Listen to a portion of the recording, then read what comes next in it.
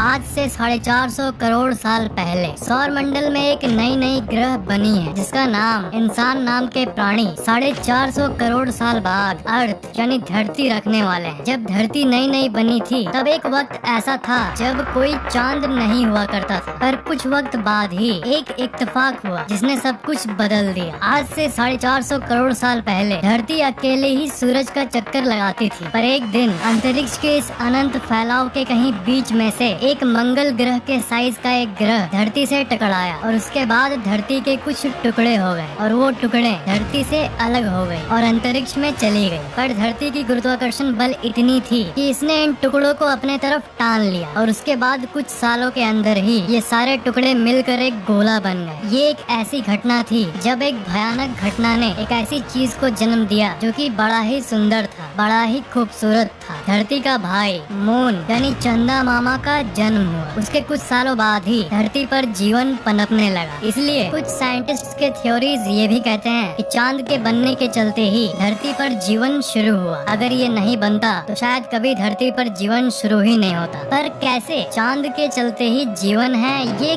क्यों, मतलब कैसे? इस चीज को समझने के लिए ये एक बार देख लो कि अगर चांद फट जाए तो क्या होगा। तब आप खुद समझ जाओगे कि चांद क्यों जरूरी है। दुनिया के खत्म होने की जितनी भी हाइपोथेसिस है उनमें से ये सबसे डेंजरस है। धरती पर मौजूद पूरे समुद्र को एक्चुअली चांद ही कंट्रोल करता है। चांद धरती के चारों तरफ घूमते घूमते धरती के समुद्र को अपने तरफ टानता है और इसी के चलते समुद्र में पानी बहुत ऊंची लेवल पर उठती है, जिसे लहरें कहते हैं। और इसी गुरुत्वाकर्षण बल के चलते ही टाइड्स यानी समुद्री ज्वार उठते हैं। हम लोग हमेशा ये वीडियोस में देखते हैं कि समुद्र में ये लहरें होती है, पर हम लोग कभी ये नहीं सोचते हैं कि ये लहरें आखिर उठते क्यों हैं। कई लोग सोचते हैं कि ये हवा के चलते होता है, तो आज आप जान लो कि ये हवा के चलते नहीं, बल्कि यहाँ से करीब 3,84,400 किलोमीटर दूर अंतरिक्ष में मौजूद चांद के चलते होता है, जो धरती के समुद्र के पानी को ग्रेविटी की मदद से अपने तरफ खींचता है। एक्चुअली में सूरज भी अपने ग्रेविटी की मदद से पानी को अपने तरफ पुल करता है, पर क्योंकि सूरज धरती से बहुत दूर है इसलिए उससे ज्यादा फर्क नहीं पड़ता। चांद जितना धरती से दूर है, सूरज उससे 400 गुना ज्यादा दूर है। इसलिए सूरज का साइज बड़ा होते हुए भी इतनी दूरी के चलते उसका प्रभाव कम पड़ता है। मतलब चांद और सूरज दोनों मिलकर धरती के पानी को अपने तरफ खींचते हैं। पर wait a minute, let's do an experiment. हम लोग इस सिस्टम से चांद को हटा देते हैं। मतलब अगर चांद ब्लास्ट हो जाए,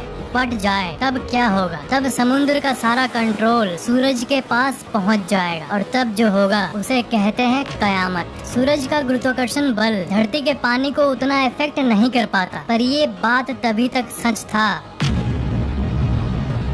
पर अब चांद फट गया है। धरती पर अचानक से ऊंची लहरें उठना शुरू हो गई। ऊंची मतलब बहुत ऊंची। सिर्फ 1 मिनट बाद ही दानव जैसे लहरें, सुनामी और टॉर्नेडो पूरी दुनिया की कोस्ट लाइन में आनी शुरू हो गई। सब लोग पैनिक में हैं। 5 मिनट बाद, सिर्फ 5 मिनट में ही धरती के जितने भी समुद्र तट हैं और धरती के जितने भी आइलैंड हैं, सब पानी से पूरी तरह से ढक चुके हैं। समुद्री एरिया से जुड़ी हुई सारे जगहों के सारे लोग उनके शहर के अंत को देख रहे हैं। वो कयामत को अपने आँखों से देख रहे हैं। 1 घंटे बाद समुद्र के सामने वाली शहरें अब समुद्र के नीचे आ गई, पर अभी अचानक से ये सुनामी और हाहाकार शांत हो गई। मतलब पानी की लेवल ने अपने आप को बैलेंस कर लिया। तो इसका मतलब ये है कि चांद के गायब होने के बाद ये हाहाकार सिर्फ थोड़ी देर के लिए ही होगा, पर इस 1 घंटे की घटना के चलते ही धरती अब पहले जैसी बिल्कुल भी नहीं रहेगी। 24 घंटे बाद रात में चांद दिखता था, जिस पर इंसान कभी ध्यान भी नहीं देते थे। पर अब जब चांद जा चुका है, पर अब जब चांद है ही नहीं, तब लोग आसमान में चांद को ढूंढ रहे हैं। ये कहा जाता है ना कि जब कोई चीज चली जाती है तभी हमें उसकी वैल्यू पता चलती है। एक और बहुत ही भयंकर चीज हुई। आप सबको पता ही होगा कि जब चांद था तब धरती ऐसे 23.5 डिग्री पर घूमती थी, ऐसे टेढ़े एक्सिस में घूमती थी और चांद धरती को इस पोजीशन में होल्ड करता था। पर अब जब चांद नहीं रहा, इसलिए धरती एक्चुअली में कंट्रोल खो चुकी है और बहुत भयंकर तरीके से शेक कर रही है। और इसी के चलते धरती पर हर एक घंटे सीजन बदलने वाली है। अभी अचानक से धरती पे जहाँ लोग गर्मी के मारे मर रहे थे, वहाँ बर्फ गिरने लगी और जहाँ बर्फ गिरती थी वहाँ कपकपाती धूप उग गई। नॉर्थ पोल और अंटार्कटिका, जो कि धरती का वो रीजन है जो कि ठंडा रहता है, वहाँ अब कपकपाती धूप निकल चुकी है। कश्मीर में जहाँ ठंड था, वहाँ पर तापमान दिल्ली की गर्मी गर्मी से भी ज्यादा हो चुका है और दिल्ली में और बंगाल में बर्फ गिरने लगा है। ये सब इसलिए हो रहा है क्योंकि धरती अपने ही एक्सिस में शेक कर रही है। बिना चांद के सौर मंडल के बाकी ग्रह और सूरज पर तो कोई प्रभाव नहीं पड़ा और धरती सूरज का चक्कर नॉर्मली लगा रही है, पर बिना चांद के वो अपने एक्सिस में ही डगमगा रही है। इसलिए हर एक मिनट सीजन बदल रहे हैं। अब सीजन यानी ऋतु नाम की कोई चीज नहीं रही। हर एक घंटे टेम्परेचर बहुत ही भयानक तरीके से ऊपर नीचे हो रही है। अभी आधे घंटे पहले तापमान 20 डिग्री सेल्सियस था, तो अभी 1 घंटे बाद ही वो 50 हो गया है। धरती के इसी शेक के चलते हर एक सेकंड धरती पे कहीं न कहीं भूकंप आ रहे हैं। इसी शेक के चलते धरती के जितने भी ज्वालामुखी थे वो सब अब एक्टिव हो चुके हैं। इस अजीब कंडीशन के चलते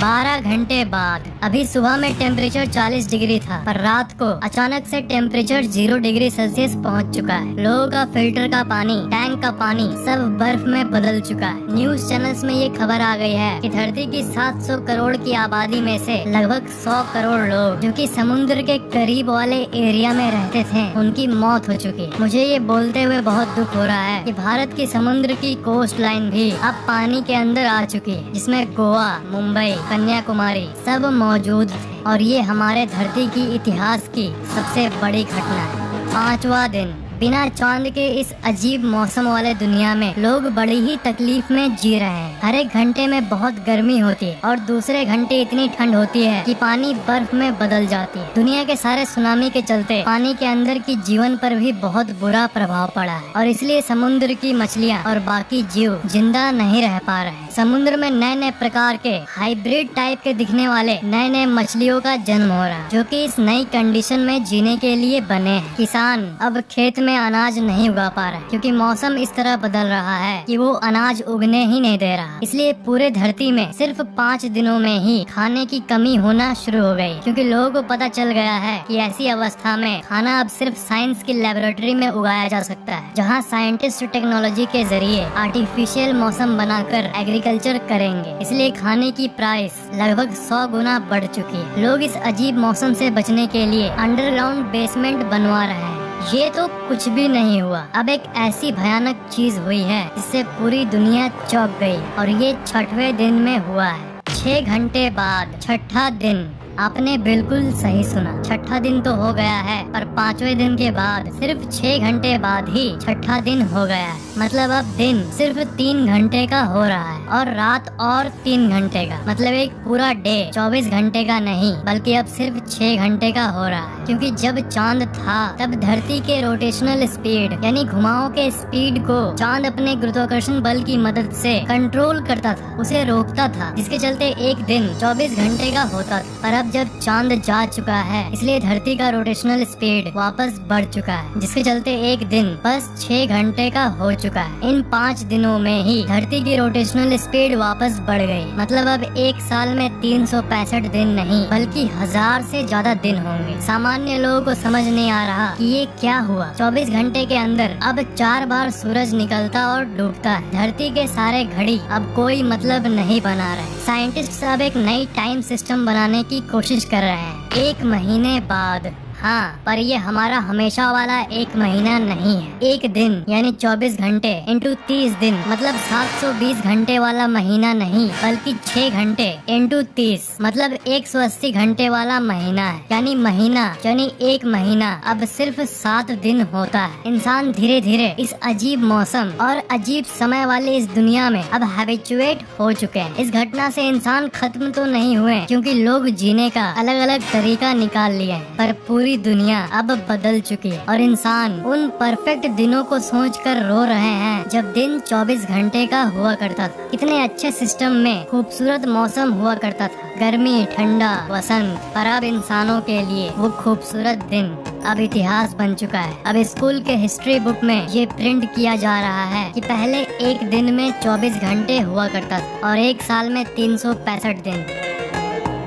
अब ये पूरी कहानी से बाहर निकल जाओ। सिर्फ एक बार ये कहानी देखकर ही आप ये समझ सकते हो कि चांद हमारे लिए कितना जरूरी है। जिस तरह सूरज हमारे लिए जरूरी है, चांद भी धरती के जीवन के लिए उतना ही महत्व रखता है। एक और बहुत इंटरेस्टिंग फैक्ट मैं आपको बताना चाहूंगा कि ये जो स्टोरी मैंने आपको बताया, कई साइंटिस्ट ये मानते हैं कि बिल्कुल यही एग्जैक्ट घटना मंगल ग्रह का इतिहास है। साइंटिस्ट को ये लगता है कि मंगल ग्रह का पहले एक बहुत बड़ा चांद हुआ करता था और मंगल पर जीवन भी था, पर एक मरता हुआ तारा जिसे सुपरनोवा कहते हैं, उससे एक गामा एनर्जी बीम निकली और उसने मंगल के चांद को पूरी तरह से एक्सप्लोड कर दिया और उसके चलते मंगल डिसबैलेंस हो गया और सालों के अंतराल में वहाँ का कंडीशन इतना खराब हो गया कि वो रहने लायक नहीं रहा और वहाँ जीवन पूरी तरह से खत्म हो गया। और इसलिए साइंटिस्ट एक्चुअल में सच्ची दुनिया में ये देखते हैं कि मंगल अपने एक्सिस में बहुत ज्यादा ही शेक करता है, उसी तरह जैसा कि हमने इस हाइपोथेसिस में धरती को शेक करते हुए देखा था। ये एक बहुत ही शॉकिंग थ्योरी है। इस थ्योरी को सुन के आपके मन में ये आ रहा होगा कि अब